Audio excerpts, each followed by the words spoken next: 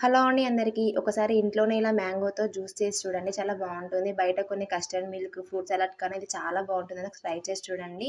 ముందు ఒక కడాయిలోకి 2 టేబుల్ స్పూన్ల వరకి సేమియా వేసుకొని గోల్డెన్ కలర్ వచ్చే వరకి రోస్ట్ చేసుకోండి. ఆయిల్ ఏం యూజ్ చేయకండి.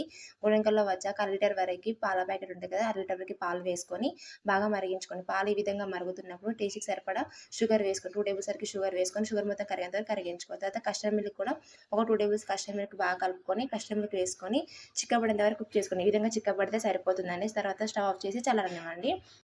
తర్వాత 2 మామిడికాయలు తీసుకొని బాగా ఫ్రెష్‌గా వాష్ చేసుకొని ఈ విధంగా ప్రెస్ చేయండి. మిక్సీ పట్టనవసరం అవసరం లేదు. తర్వాత ప్రెస్ చేసుకొని ఈ విధంగా జ్యూస్ లాగా తీసుకొని మామిడికాయ పిక్కలు తీసేసి బాగా బీట్ చేసుకోండి. తర్వాత మనం ముందుగా చేసుకున్న కస్టర్డ్ మిల్క్ కూడా వేసుకొని బాగా కలుపుకొని ఐస్ క్యూబ్స్ అలాగే కొన్ని మామిడికాయ ముక్కలు, సబ్జా గింజలు కూడా ముందే 10 నిమిషాల ముందే నానబెట్టుకున్నానండి. సబ్జా గింజలు కూడా వేసుకొని బాగా కలుపుకొని తర్వాత సర్వ్ చేసుకొని తాగితే చాలా బాగుంటుంది. ట్రై చేసి చూడండి. వీడియో నచ్చితే లైక్ చేయండి, సబ్స్క్రైబ్ చేసుకోండి. సపోర్ట్ మాత్రం చేయండి ఫ్రెండ్స్.